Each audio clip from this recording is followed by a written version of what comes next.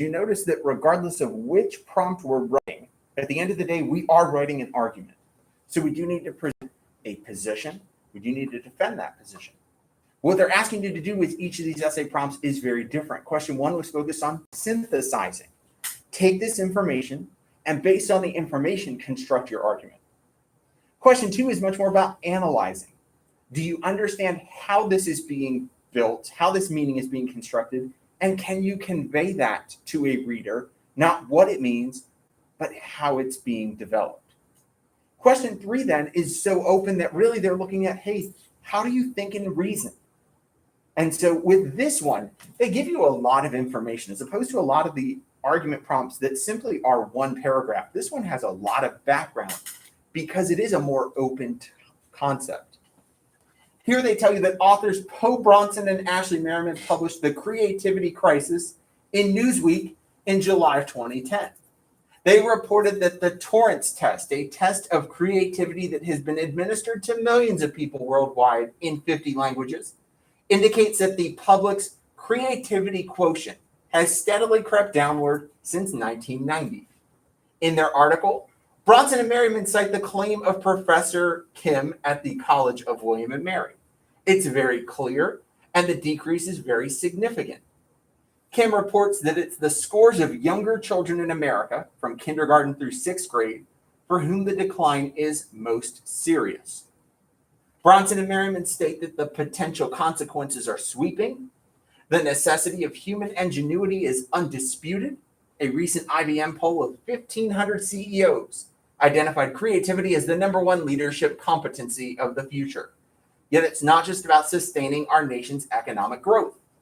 All around us are matters of national and international importance that are crying out for creative solutions, from saving the Gulf of Mexico to bringing peace to Afghanistan to delivering health care. Such solutions emerge from a healthy marketplace of ideas, sustained by a populace constantly contributing original ideas and receptive to the ideas of others. Whew.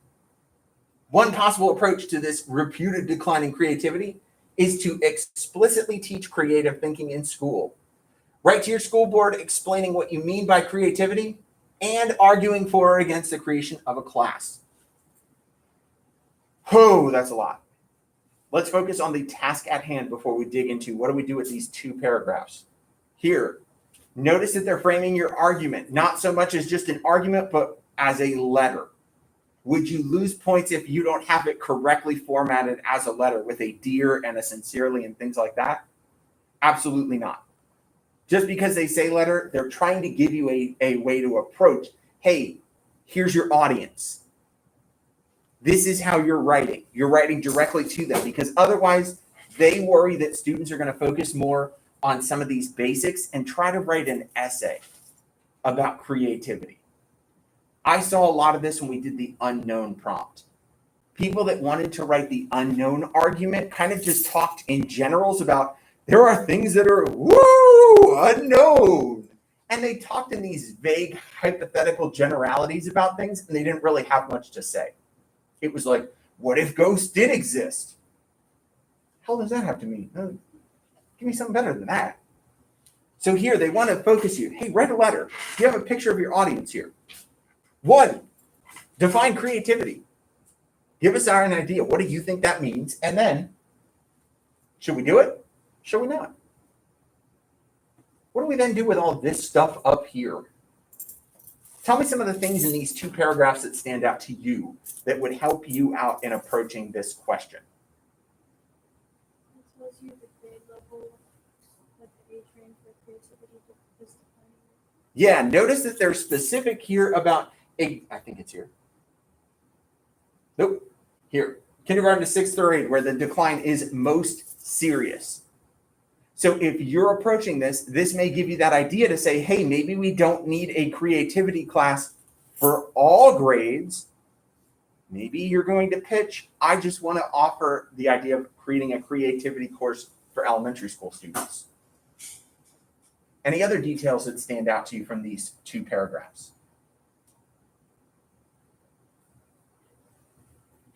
All the CEOs saying creativity is most important.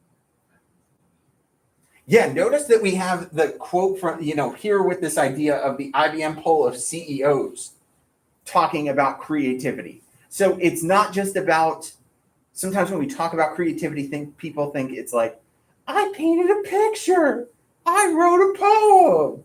They're trying to attach it to, hey, we need people to think about real solutions and think outside the box. That's such a trite comment, but we want to look at real things that, creativity can actually play into rather than just like, oh, look, we can have this thing. You plan on doing this every day? Okay. So we've got that idea of creativity there.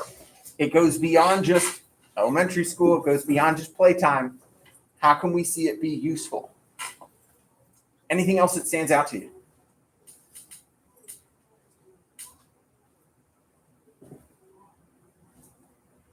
Use examples of like those solutions, like what Mexico and Afghanistan, stuff like that. So that can kind of make you thinking about what they are really like. It's not, like you said, not just about it. Absolutely. Look at the tangible examples. They're already kind of feeding you here. And we've talked about tangible examples make such a big difference in creating these argument essays. They want to try to drive this a little bit more than just letting it go and being like, talk to me about it. Notice that this question was 2014. The question about the unknown was more recent than this one. And it didn't include a lot of this kind of background and these kinds of tangibles.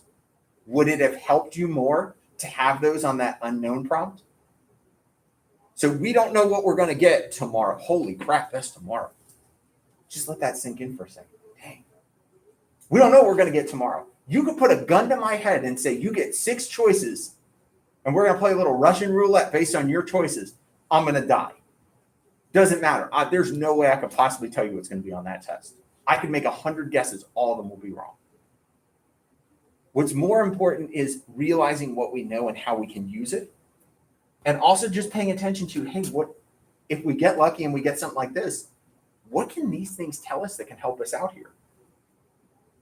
So our task with looking at this particular question is focused on that idea of creativity. So let's start with what our first step has to be. Our first step has to be a defensible and arguable answer to the question. We can't just kind of approach this and go, yeah, creativity is important. That's not what the prompt is. The prompt asks you as writer to do 2 things. 1,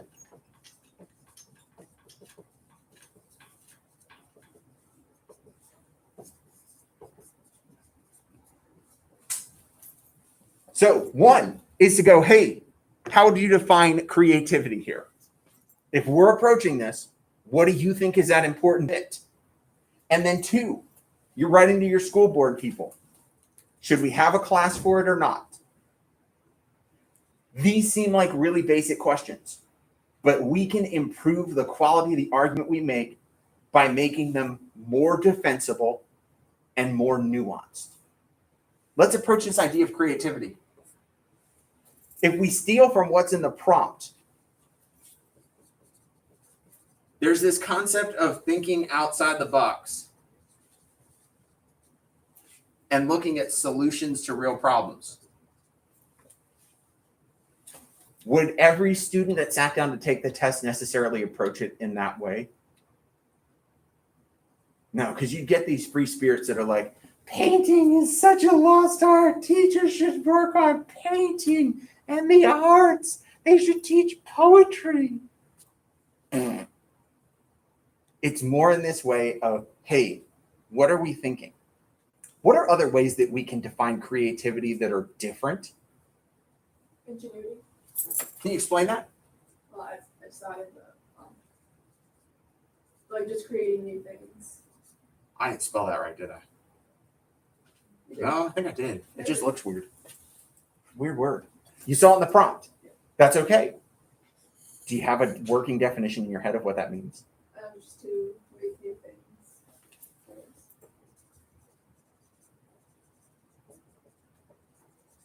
Yes. And I want to come back to that when we start to look at examples and how we can kind of support this with tangibles, but just for sure, ingenuity. Anybody have a different approach to the idea of creativity that goes beyond what we've discussed? Something more nuanced, something that would give you an arguable approach? Not being limited in ways that you go about thinking and solving problems.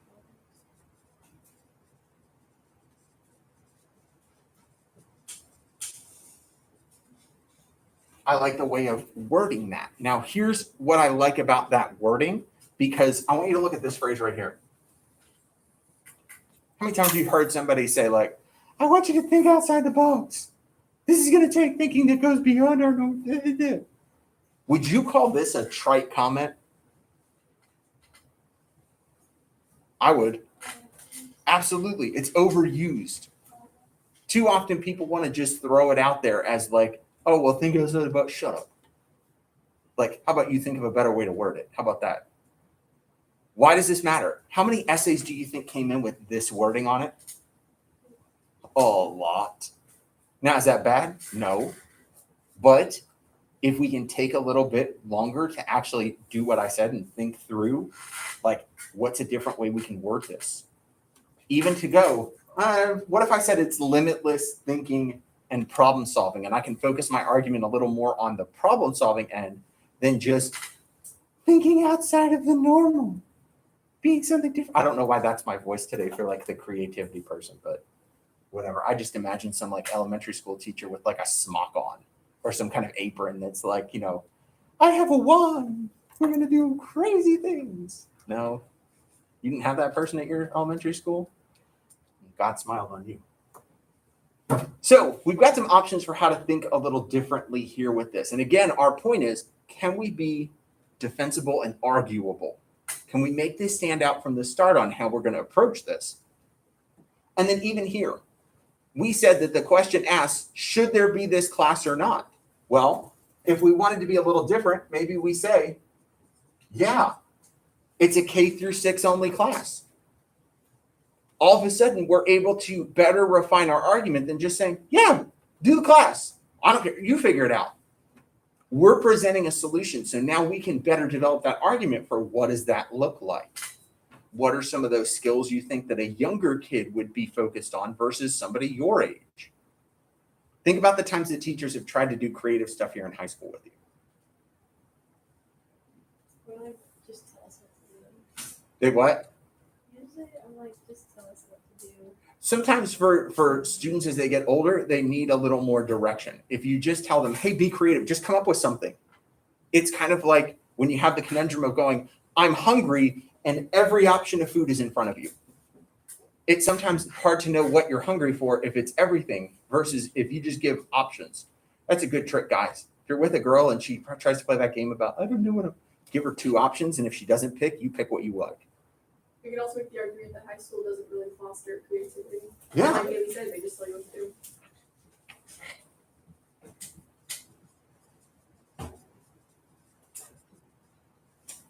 Now, could this work for or against? Could you use this argument either way? 100%. If you said, yes, we need this class in high school, you could make the argument that right now the current system doesn't foster creativity. In the same way, you could also say, no, we don't need this because it is not an appropriate environment. It isn't built to foster creativity. There are lots of ways we can approach this. What I think you need to be willing to do, and we talked about this yesterday, is taking that little bit of time to get your thoughts together first. Did this take us a whole lot of time to just brainstorm different approaches? If you can put this on paper and you force yourself to come up with multiple options, guess what? Now you can go back on this list and say, no, I'd rather do this. I at least came up with other ideas. I've given myself choices, but now I have the opportunity to get rid of something rather than going like, oh, this is the first thing I thought of. Let's just start writing. You get 20 minutes into the essay and then you go, I don't have anything else to say. Dang. We don't want to do that. Once we've got an idea on, hey, how do we want to approach this? Let's start to talk about examples and line of reasoning.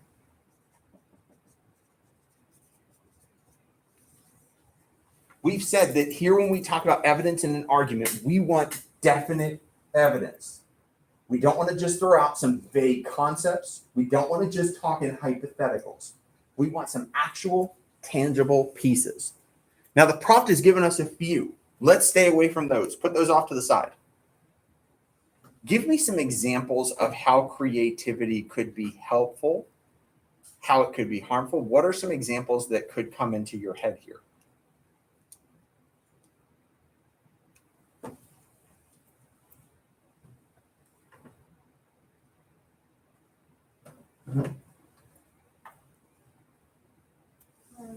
It's kind of dumb, It's okay. but I It's feel like- brainstorming. Don't disqualify something because it seems dumb. Okay. It might be what you need as the stepping stone to get to the better idea.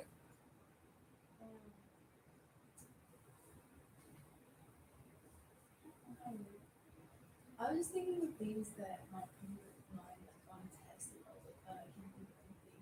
And there's like TikTok and there's like so many different trends that like one person started and then it becomes like popular and it's like yeah.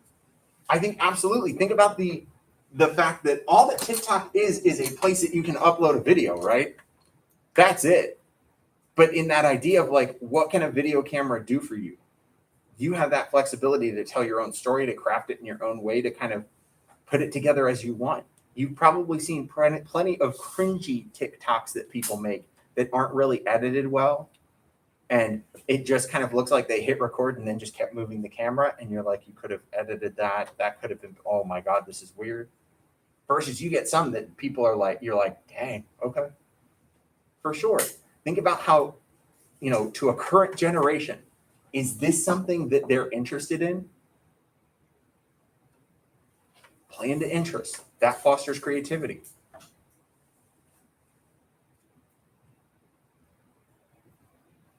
Hannah, let's play with your idea about ingenuity, right? If you had to put an era of American history up as like, this was the era that seemed to be driving ingenuity most, where would you kind of put that? Industrial revolution. Okay, why? Because you have like all these new inventions like cotton gin, railroads, new ways of producing steel. Anybody have a different era?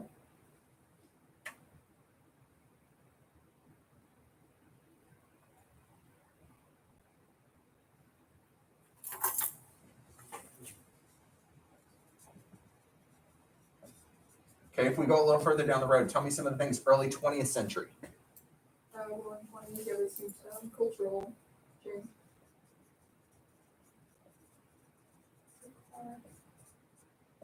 Yep, the automobile. Light.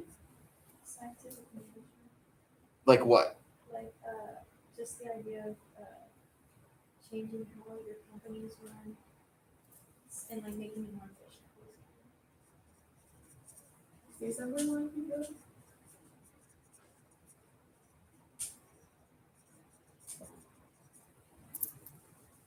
Okay, for the sake of argument, let's throw in one more.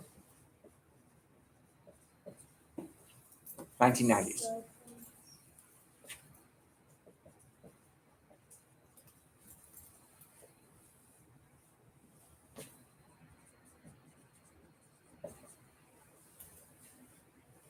is that some- Internet.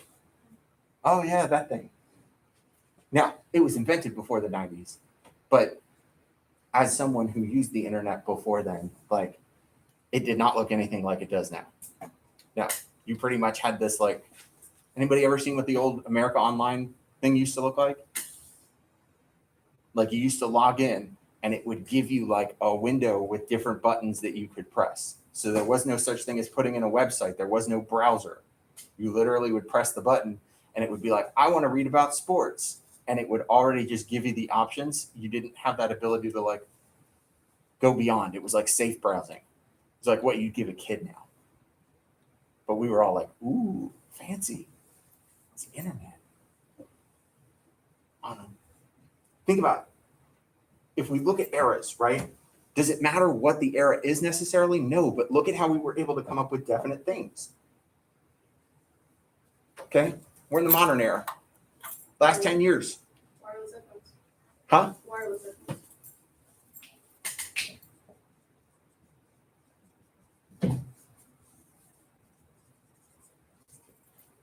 What else? Think creative, different.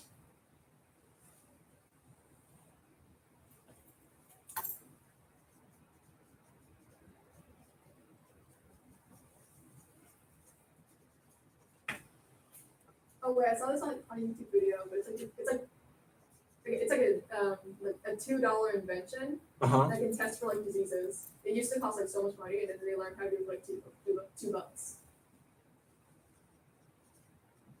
And it was based on a child's toy. For sure. The way that we look at minimizing things anymore.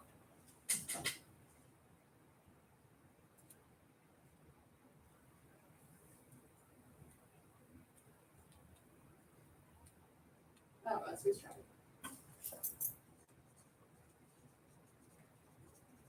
Look at the idea that we're finally allowing commercial space travel. You know, governments thought it was their thing, and now they're going, oh, what if you did it? We're opening that up. Here's my point. Does it matter? Notice how we kind of just open that thing to go, hey, what do we know? Look at how we now have tangible examples that we could pull in and use to frame an argument about why creativity is important. If we wanted to say, hey, it's diminishing, can you come up with a better example in the last 20 years of creativity than the car or than flight as a whole? We might be refining those ideas now. Oh, we don't have, okay, we figured out cars, now we figured out electric cars. Yeah. Have we seen that kind of big push? Think about even what's the big thing in the last year?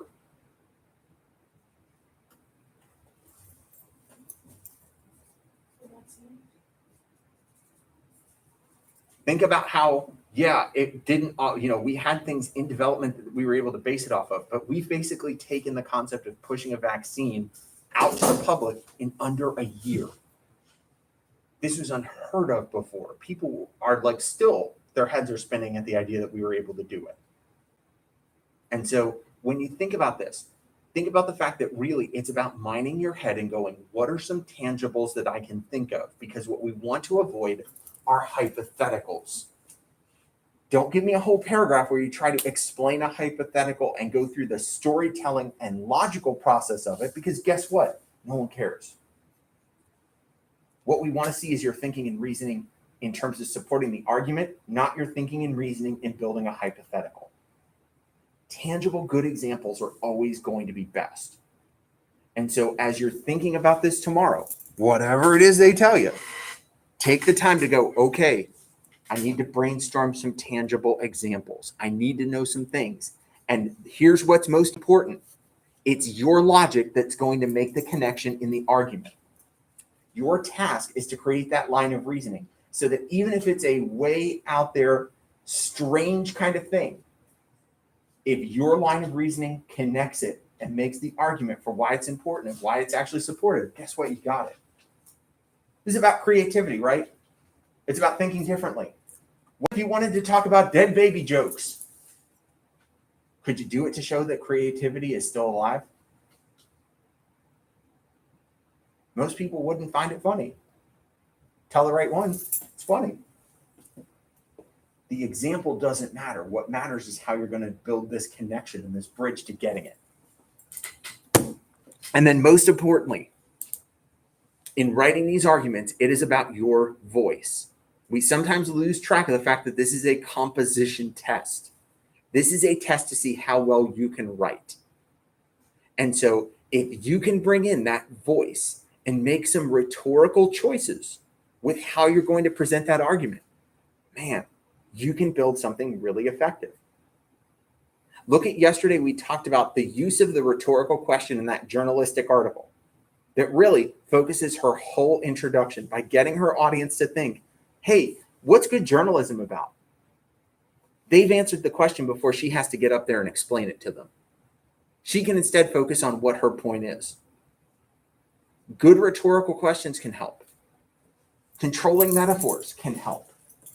Finding a way to word it that makes it your own can help. Think about writing satire. There we broke style. We wrote something humorous. We approached it in a different way. This is a place that you could bring in humor. I wouldn't say write a satire for your argument. That wouldn't necessarily be a good thing. Because what if you put it in front of a grader that doesn't get it?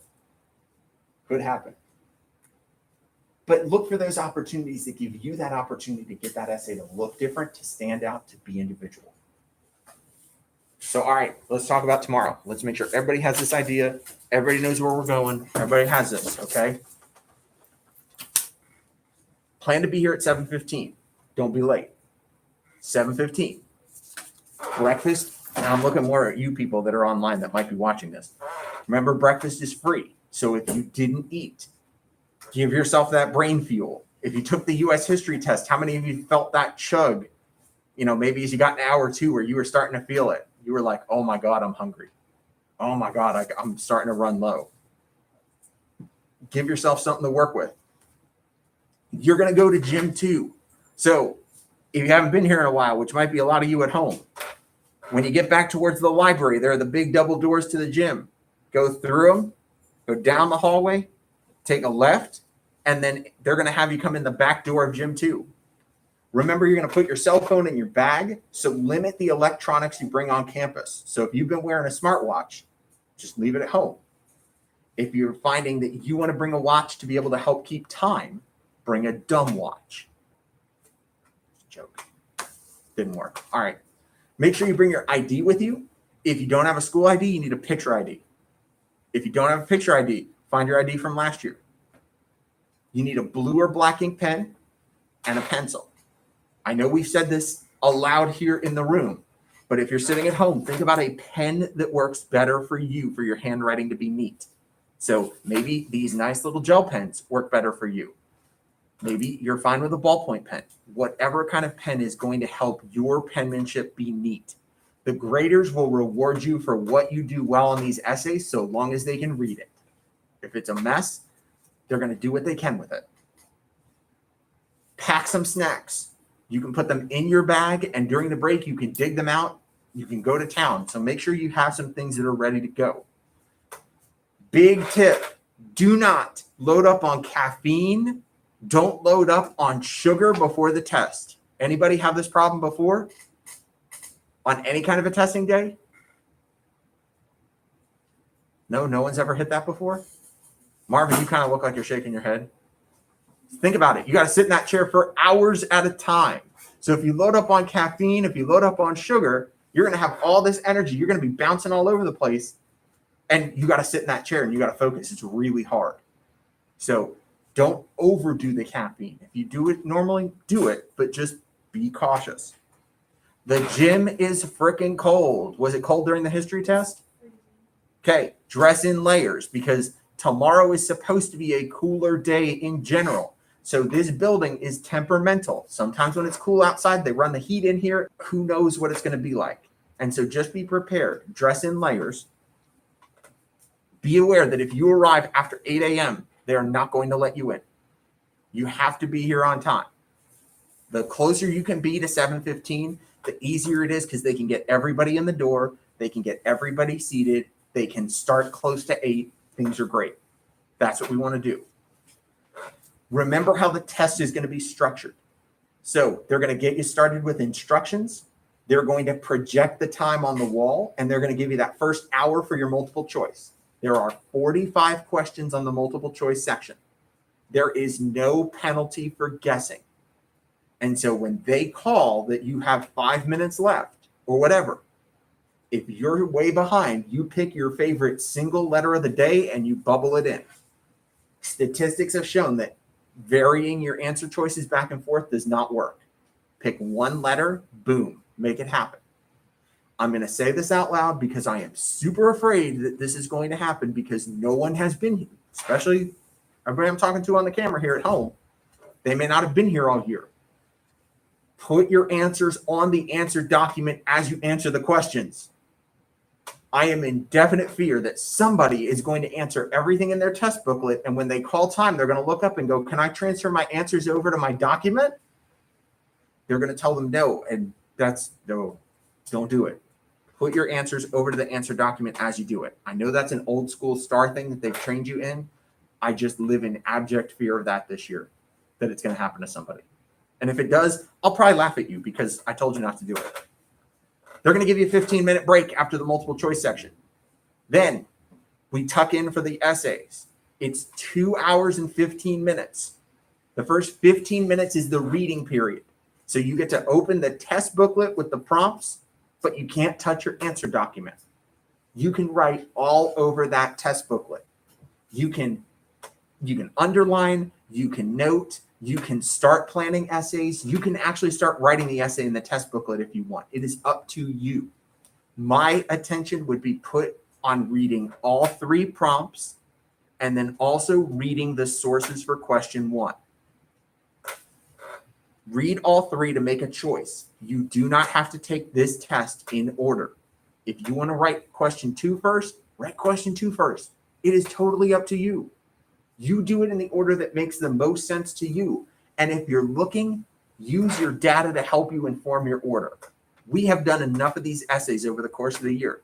If there is one that you statistically do better on, start with that question. This test is about score accumulation. It is not about getting an A.